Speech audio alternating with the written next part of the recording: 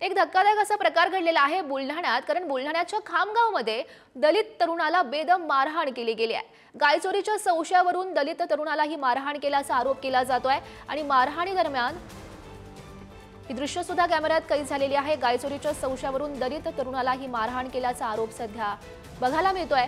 बुलढाण्यामध्ये हा प्रकार घडलेला आहे, त्या संदर्भातला व्हिडिओ सुद्धा आपण बघू शकतोय।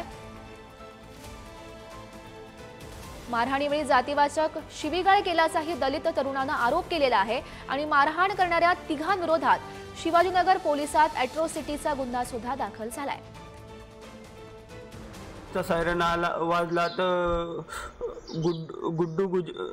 गब्बू गुजुरिया याला म्हणजे असं जाय म्हणून पाठवून दिलं आणि हे एक जण तिथं होता आणि तिथं खूप मारहाण केली, तिथं कपडे फाडले माझे आणि हे वापस तेच म्हणजे नंग होऊन व्हिडिओ काढले त्यांनी।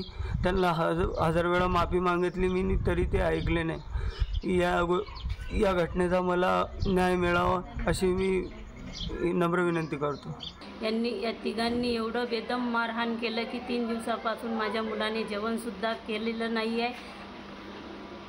डोळा पण त्याचा एक डोळासुद्धा उघडत नाही आहे। वरिष्ठ पोलीस अधिकाऱ्यांना विनंती आहे की या तिघांना पण सजा व्हायला पाहिजे आणि मला न्याय मिळायला पाहिजे, कारण की करता धरता माझा मुलगाच आहे। माझ्या मुलाच्या भरोश्यावर आमचं घर म्हणजे पूर्ण तोच जबाबदारी उठवतो, दुसरं घरात कोणी करणारं नाही आहे आणि पोलीस लोक त्यांना पाठीशी घालून मदत करत आहेत।